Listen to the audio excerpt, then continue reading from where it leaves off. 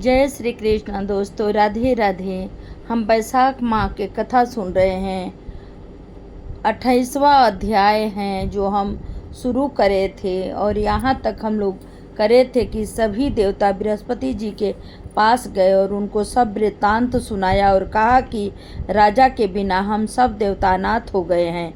यहाँ तक हम लोग सुने थे। आगे का अब दूसरा सुनते हैं। सो आप विचार करके कहिए, स्वर्ग के राजा इंद्र कहाँ गए और कब आएंगे। तब देव गुरु बृहस्पति जी ने इंद्र का रसातल में बलि को अति जीत उत्तस के आश्रम में जाना और ऋषि पत्नी के साथ बलपूर्वक भोग करना एवं शिष्यों से अपमानित होकर कंदरा में छुप जाने का समस्त वृत्तांत देवताओं को सुनाया और कहा कि अब इंद्र सची के सहित वहीं पर गुफा में घुसा हुआ है और अपने किए हुए कर्म पर पछताप कर रहा है। सब देवता उसी कंदरा में पहुँचे और उसमें बैठे हुए इंद्र को देखकर सब उनके बल और वीर्य का प्रशंसा विख्यात स्तोत्र द्वारा उसे प्रसन्न करने के लिए कहने लगे। सब देवता कहने लगे कि हे देवताओं के स्वामी, आपके बिना दैत्यों ने हमें बड़ा क्लेश दिया। हम स्थान भ्रष्ट हो फिर रहे हैं। अब आप चलकर शत्रुओं का दमन करो। इंद्र कहने लगा, पर स्त्री गमन के दोष से मेरा बल वीर्य, इस मंत्र शक्ति, विद्या शक्ति सब नष्ट हो गए हैं। इसी कारण मैं यहाँ छुप कर निवास कर रहा हूँ। इंद्र की यह बात सुनकर सबने इंद्र को बल देने का विचार किया। बृहस्पति जी ने कहा कि हे इंद्र, अक्षय तृतीया को जिसमें स्नान आदि दान आदि से मनुष्यों को हजारों पाप नष्ट हो जाते हैं और बल वीर्य तथा ऐश्वर्य बढ़ता है, इसे तुम इस दिन स्नान आदि करो। बृहस्पति जी ऐसे वचन सुनकर इंद्र ने अक्षय तृतीया को स्नान दान आदि वैशाख पर्व पर धर्म पर इस भक्ति देने वाले धर्म कार्य से उनके बल वीर्य आदि सब पूर्वत बढ़ गए तथा पर स्त्री गमन दोष भी नष्ट हो गया। तब वह पूर्ववंत हो गया और दैत्यों को जीतकर उसने अपना अधिकार प्राप्त कर अमरावतीपुरी में प्रवेश किया। तभी से यह अक्षय तृतीया जगत में विख्यात है। अब यहाँ से 29वां अध्याय सुनते हैं।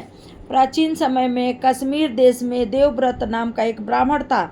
उसकी मालिनी नाम की एक पुत्री हुई। वह कन्या उसकी सहनशील नाम वाले विद्वान ब्राह्मण को ब्याही गई। वह उसके साथ विवाह करके अपने साथ यौन देश में ले गया। वह मलिन स्त्री मालिनी अत्यंत दुष्टा थी। रूप यौन वाली कभी अपने पति के प्रिय नहीं हुई। वह निठुर सदैव अपने पति से द्वेष रखती थी। अपने पति को बस में रखने के लिए उसने दूसरी स्त्रियों से वशीकरण मंत्र पूछा। उन्होंने कहा, हमने तो अपने पति को वशीकरण औषधि से बस में कर लिया है। तू भी योगिनी के पास जा, वह तुमको दिव्य औषधि देगी जिससे तेरा पति अवश्य बस में हो जाएगा। उसके कथा अनुसार योगिनी के मंदिर में गई, जहाँ पर कुटी में 100 स्तंभ बने हुए थे। इस प्रकार उस मलिनी ने वहाँ पहुँच मन को वश में करने वाले मंत्रों के लिए प्रार्थना की। फिर उसने हीरा जड़ी हुई स्वर्ण की अंगूठी उस योगिनी को भेंट की। योगिनी पति के अपमान से दुखी हृदय जानकर कहने लगी कि यह रक्षा चूर्ण तुम को देती हूँ। यह संपूर्ण प्राणियों को बस में करने वाला है। यह चूर्ण अपने पति को देकर उसकी ग्रीवा की रक्षा करना। तेरा पति तेरे बस में हो जाएगा। तेरे बुरे चरित्रों को देखकर भी तुमको कुछ न कहेगा। वह चूर्णों को लेकर अपने घर आई और संध्या समय दूध में मिलाकर अपने पति को दिया। उस चूर्ण को पीने से उसको क्षय रोग हो गया। वह दिनों दिन क्षय होता चला गया तथा उसके गृहस्थ स्थान में कीड़े पड़ गए। जब उसके पति की ऐसी दशा हो गई तो वह इच्छा पूर्वक विचरने लगी। तब उसका पति पीड़ा के मारे त्राई त्राई पुकारने लगा और कहने लगा कि मैं तेरी शरण में हूँ, तू मेरी रक्षा कर। मैं कभी पर स्त्री की इच्छा नहीं करूँगा। तेरा दास हूँ, मेरी रक्षा कर। अपने पति की ऐसा दशा देख करके वह बहुत घबराई और सोचने लगी कि यदि ये मर गया तो मैं सब श्रृंगार से विहीन हो जाऊंगी। ऐसा सोचकर वह फिर योगिनी के पास गई और उसे सब वृत्तांत कहा। तब उसने पहली औषधि का दाह शांत करने के लिए दूसरी औषधि दी। उसको पान करते ही उसका पति स्वस्थ हो गया। तब से उसका पति घर में रहता और उसके वंशीभूत हो गया। घर के काम के बहाने और कई व्यभिचारी तथा कामी उसके घर आते रहते, परंतु उसको अपनी स्त्री के आगे कुछ भी कहने की शक्ति न थी। इसी पाप के कारण उसके सारे शरीर में कीड़े पड़ गए और उस मलनी के कान, आँख और जीभा में छेद हो गए।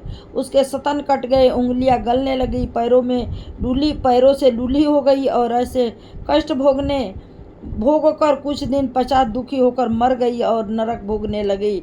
15,000 वर्ष तक ताम्रभांड नरक में दग्ध होती रही। फिर 100 जन्म तक कुत्ते की योनि में पड़ी रही। देव योग से जब कर्म फल पूरा हो गया तो वैशाख माह में संक्रांति में शुक्ल पक्ष की द्वादशी के दिन पद्म बंधु का पुत्र नदी में स्नान कर पवित्र हो गीले वस्त्रों में ही घर आया। वहाँ तुलसी वृक्ष के पास उसने पैर धोए। उसी स्तंभ के नीचे वह कुतिया सो रही थी। सूर्य से पहले वो कुतिया उस चरण धोए जल में लेट गई, जिससे उसके पाप तत्काल नष्ट हो गए और पूर्व जन्म के सब पाप कर्म याद हो गई। वो अपने पूर्व कर्मों के वर्णन कर उस मुनि से कहने लगी कि हे मुनि, वैशाख शुक्ल पक्ष की पुण्यों के बढ़ाने वाली द्वादशी के दिन स्नान आदि का जो सकृति आपने किया मुझे दे दो। इस सकृति से मेरी मुक्ति हो जाएगी। मैं अत्यंत दीन हूँ, मेरी रक्षा करो। ऐसे वचन सुन करो मुनि पुत्र कुतिया के से बोले कि अगले किए हुए अच्छे और बुरे कर्मों का फल सुख और दुख के रूप में आप अवश्य भोगता है। ऐसे वचन सुनकर कुतिया दुखी होकर ऊंचा मुंह करके जोर जोर से कहने लग गई और उसके पिता पद्म बंधु से कहने लगी, मैं आपके द्वार पर पड़ी रहने वाली कुतिया हूँ, आपका जूठा टुकड़ा खाती रहती हूँ। आप मेरी रक्षा करिए, क्योंकि महात्मा गृहस्थियों को तो जो उनके द्वारा पर उनकी शरण में पड़े रहते हैं उनका उद्धार करना उनका परम कर्तव्य है। ऐसा भेद जानने वाले ने कहा, चंडाल कुत्ता सदा गृहस्थ स्त्रियों की दया के पात्र हैं, अतः आप मुझ मूर्खा का उद्धार करो। ऐसे कुतिया के वचन सुनकर पद्म बंधु घर के बाहर आया और पूछने लगा कि क्या बात है। तब उसके पुत्र ने सब कथा वर्णन की। पुत्र के वचन सुनकर वो विस्मय के साथ कहने लगे कि मेरा पुत्र होकर तूने यह क्या कहा। साधुओं को ऐसा वचन कहना उचित नहीं है। संपूर्ण प्राणी परोपकार के लिए ही चंद्रमा, सूर्य, पवन, पृथ्वी, अग्नि, जल, चंदन, वृक्ष और महात्मा सभी परोपकार में लगे रहते हैं। दधीचि ऋषि ने दैत्यों को अति बलवान जानकर अपनी हड्डियां निकाल कर देवताओं को दे दी थी। जब सूखे सयन ने कबूतर को पकड़ लिया तो राजा शिवी ने अपना मांस काटकर सयन को दिया। जीमूत नामी राजा ने गरुड़ के लिए अपने प्राण दे दिए। इसलिए विद्वान ब्राह्मण को तो सब पर दया करनी चाहिए।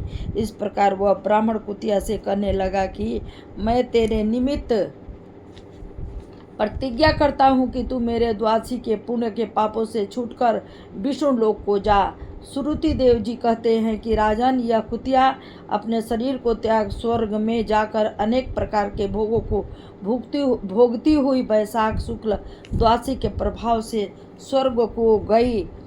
जय श्री कृष्ण भगवान की जय।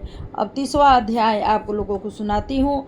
श्रुति देव जी कहते हैं कि हे राजन, वैशाख शुक्ल की अंतिम 3 तिथियां त्रयोदशी, चतुर्दशी और पूर्णमासी बहुत ही शुभ फल देने वाली है। 3 तिथियों पुष्करणी कहलाती हैं, जो यदि वैशाख के महीने भर तक स्नान न कर सके तो इन 3 तिथियों में स्नान करने से पुण्य फल मिलता है। त्रयोदशी को संपूर्ण देवता इकट्ठे होकर जीवों को पवित्र करते हैं।